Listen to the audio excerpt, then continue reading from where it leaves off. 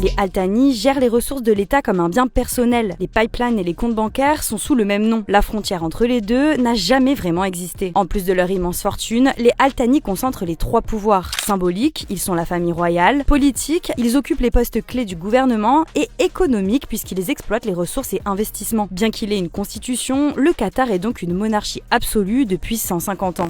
Mais le petit état désertique a bien changé. Avec toute la richesse accumulée, le pays s'est modernisé à vitesse grand V et le petit port de Doha s'est transformé en une métropole de gratte-ciel. Depuis 2013, l'émir s'appelle Tamim Ben Hamad Al Thani. Il incarne une nouvelle génération, jeune, formée à l'étranger, stratège et sous son règne, le pays est devenu l'un des états les plus riches du monde. Son PIB par habitant explose et en 2025, il dépasse les 120 000 $ et le pays entre dans le top 5 mondial.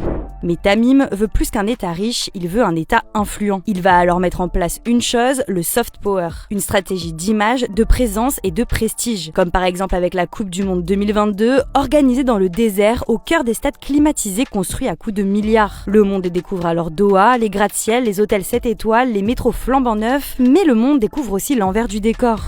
Des ONG dénoncent des milliers de morts sur les chantiers, des conditions proches de l'esclavage pour les travailleurs migrants et l'absence totale de liberté d'expression ou de presse. La vitrine est brillante, mais la réalité dérange. Pourtant, les Al Thani gardent le cap. Ils verrouillent le pouvoir, répriment les opposants, investissent dans le sport, l'art, la technologie et continuent d'acheter le silence du monde à coups de milliards.